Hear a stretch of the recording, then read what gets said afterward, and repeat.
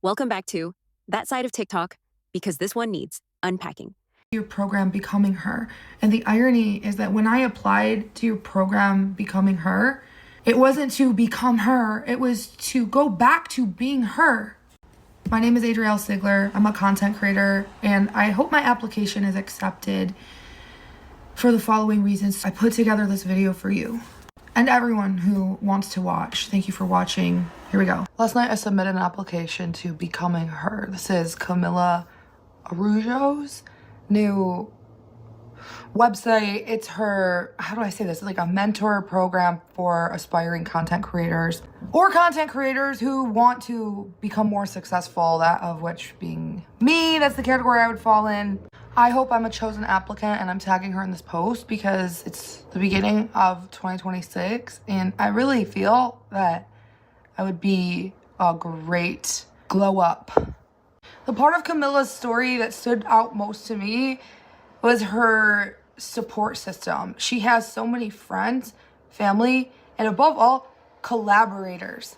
She's able to make videos with her friends. She's able to make videos with her family. I can't do that. I'm all alone.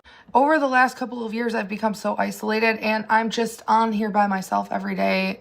It gets really boring when you can't make content with other people. To improve my future as a content creator, especially for the year 2026, I want to find more people to make content with. And I live stream with creators. I live stream every day with creators who I'm really grateful for.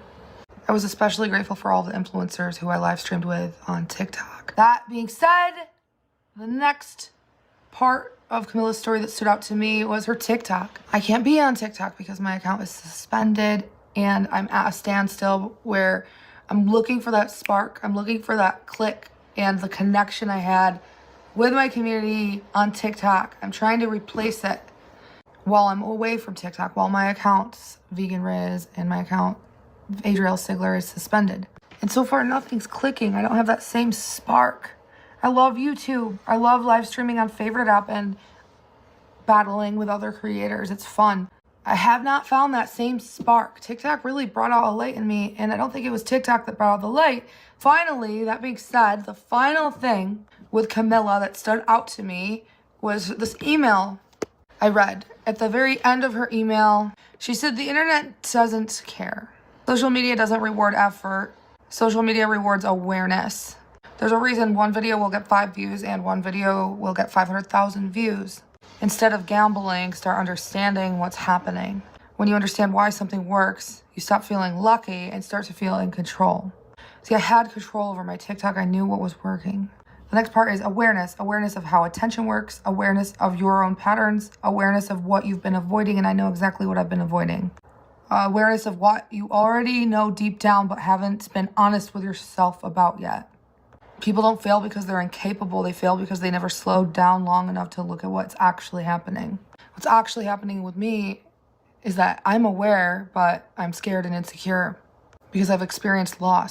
I've experienced loss, and ever since I've experienced a major loss, I don't really know what's happening. With some reflecting last night, I've lost my confidence and control over what works because I'm so scared and tedious of losing again. I've experienced stalking, trolling, harassment, the same stalking, cyberbullying, trolling, and harassment that all major influencers and small creators experience through a viral moment. The harassment and all of that never hindered my progress or stopped me from doing content, but it stopped me from doing things I enjoyed in my real life that made my content valuable. I, for example, used to post real estate videos that would go viral. I used to go live in public on shopping trips to restaurants. I stopped doing that because people on the internet would call and harass the restaurants I would go to. People would just tear me down every time I had an idea, and it got old. It got old every time I started something new, like whether I wanted to go to a vegan restaurant and go vegan restaurant hopping, having terroristic phone calls made at the restaurant while I was there. Or if I switch up my content and decide to just post videos instead of live streaming, They call the restaurant and harass the restaurant anyway, and then the restaurant responds and publicly humiliates me. I'm scared of being harassed. I go to the gym and post updates, progress photos of my fitness goals. Like, for example, if I take a picture of how fast I ran on day 1 versus how fast I was able to run a mile on day 14, somehow, some way, they figure out which gym I'm at and call the gym, harass the gym, and say, oh, she's doing this, this, and this. It doesn't even matter. Any creator knows what people on the internet are like. And then the feeling of uncertainty. Next time I go to the gym, I'm going to get approached by a manager about some phone call, some email, some voicemail they received. It takes away my peace, which fails me every time when I'm feeling inspired. I feel like if I had a support system, like a gym buddy who is also a content creator, or another influencer to go out to vegan restaurants with, who could just back me up in moments like this. Mind you, I would get permission from restaurants before I would live stream in them. And I learned it doesn't matter anymore because people can change their mind. I gave you permission to live stream in here and share your experience and highlight the vegan food until we received all these crazy phone calls. We don't want that anymore. We gave you permission to review our coffee shop because we thought that it would have a good turnout, but now we can't stop receiving phone calls. The phones are off the hook. It started to isolate me from doing things I enjoy doing. And maybe it's my part of the world that I'm in. I'm really referencing a small part of New York that I was once living in. And sometimes this has happened in certain occasions in Pittsburgh. I'm in Pittsburgh, Pennsylvania now. There are not a lot of influencers. So maybe it's the location. Maybe if I lived where it's in a city where it's common for influencers to live stream or make video reviews, like Los Angeles, New York City, or Miami, even the United Kingdom, like London, England, that would maybe be a game changer. I can't do that right now, though. I'm not moving. I have children. I am going to wrap up this video because it's getting long. I was originally going to make a YouTube short, but I'm going to wrap this up with, I feel I would be a good applicant because I would be a really good glow up. And I have such a strong community of people, a polarizing community of people who support me, people who want to tear me down. And I think that they would like to see a glow up, a change, and someone like Camilla who would have a strong influence over my platforms going back in that direction, but in a way that maintains peace. I sprung into instant virality on TikTok, totally unaware of public relations. I was like a happy puppy sharing their happiness with my life. I'm happy about going to the gym. I'm happy about these shopping trips with my kids. I'm happy about my vegan grocery hauls. But I learned really quickly that other people are not happy when you are making films, you're filming in public. Other people are not happy when you're live streaming in public. Other people are not happy for you when you're taking progress selfies at the gym. And I learned after almost 4 years of being a content creator that sometimes your happiness is suppressed because other people are so miserable. And sometimes you have to censor your own happiness and isolate yourself from those recording and filming and capturing those moments because people are so miserable. So if Camilla could help me with her new program, Becoming Her, to move forward in a direction where my content is pleasing the public so that I can have control over my happiness again, that would be very beneficial. And I don't know if Camilla will see my application. I don't even know if she'll see this video. I will say I watched her whole video start to finish. It was over 14 minutes long. I typically don't watch videos that long. She's a very good content creator. And so was I.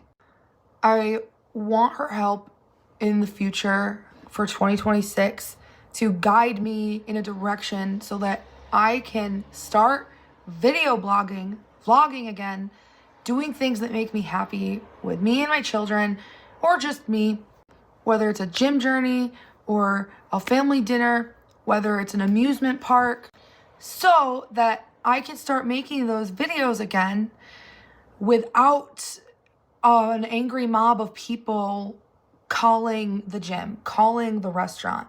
And the truth is, I can't control other people's actions. I don't know if this is something a creator like Camilla has gone through. Like if she has haters to the degree where she decides to visit Asheville, North Carolina, and live stream a day out with her and her friends shopping at a mall. She probably wouldn't do that because it would be dangerous. I don't know how much she live streams. Or if she went to visit Louisville, Kentucky and go to a small mom and pop's restaurant with her friends, make some videos, and then post them a few days later after she's done with her vacation in Louisville, Kentucky. I don't know if Camilla has thousands of people who are going to call the small diner in Louisville, Kentucky and say, oh, did you know this person was here? And then the diner goes crazy and says, how dare she visit our coffee shop or whatever. You get what I'm saying? I'm messy. And that's because people are messy. When you're happy, it's messy. It's really frustrating. Thank you for watching. So Adrielle posted a 14-minute video explaining why she stopped content, why she lost her peace, and why she thinks she needs guidance from Camilla to glow up in 2026. And the message basically is, everything was going great until other people ruined it. She says, people harassed restaurants and gyms. People hated her happiness. People punished her for filming joy. People made her stop doing what she loved. At no point do we get, maybe I needed better boundaries. Instead, we get, people are miserable. She says she wants to vlog freely, be happy publicly, and also please the public. Babes, pick one. She admits she didn't understand PR, virality, or exposure, but still blames everyone else for reacting to content she put online in real time. Then she compares herself to Camilla, who doesn't live stream locations, does delay posting, and does control exposure. So she accidentally proves the point. This isn't about haters. It's about no boundaries. You can't live stream your life, drop locations, and then act shocked when the internet shows up loud and messy. That's not bullying. That's the internet doing what it does. Is this reflection or deflection? Can you be authentic without oversharing? Is happiness being punished or just overexposed? Wanting peace is valid. Blaming everyone else for losing it? Not so much. Glow-ups don't come from mentors. They come from accountability. So, what do you guys think about this? Comment below and let's chat.